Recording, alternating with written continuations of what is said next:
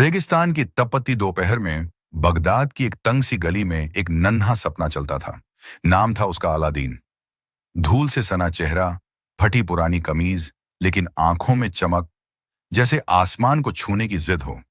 एक दिन जब वो पुरानी गलियों में घूम रहा था, एक अजनबी उससे टकराया। लंबा कद, काली जादू भरी आंखें और चुपचाप मुस्कुराता चेहरा। तुम्हारा नाम अलादीन है ना? हाँ, लेकिन आप मुझे कैसे जानते हैं? उसने सिर्फ एक सिक्का अलादीन की हथेली पर रख दिया और कहा, चलो मेरे साथ। तुम्हारी किस्मत तुम्हारा इंतजार कर रही है। रेगिस्तान के बीचों बीच, चट्टानों के बीच खड़ी थी एक रहस्यमयी गुफा। जादूगर ने मंत्र पढ़े और धरती हिली। पत्थर फट गया और सामने आया अंधकार से भरा द्वार। अंदर सिर्फ तुम जा सकते हो, और सिर्फ एक चीज लाना, एक पुराना तांबे का चिराग। अलादीन अंदर गया। सोने चांदी के ढेर, गहनों से सजे खजाने, लेकिन उसकी नजर जिस पर ठहरी वो था एक मिट्टी में लिपटा हुआ चिराग।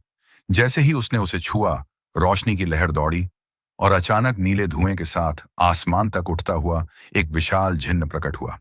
मैं जिन्न हूं, और अब से तुम मेरे आका हो। जिंदगी बदल गई। अलादीन अब राजसी महलों में रहने लगा। उसकी माँ रेशम के बिस्तरों पर सोने लगी और शहर उसे शहजादा कहने लगा। लेकिन हर रोशनी की परछाई होती है। जादूगर फिर लौटा, छल से। उसने चिराग चुरा लिया, जिन्न पर कब्जा किया, और अलादीन की दुनिया फिर अंधेरे में चली गई। पर इस बार अलादीन टूटा नहीं। चालाकी, साहस और दिल की सच्चाई से उसने चिराग वापस पाया, और जिन्न ने फिर एक बार झुककर कहा, आका, आप ही सच्चे मालिक हैं।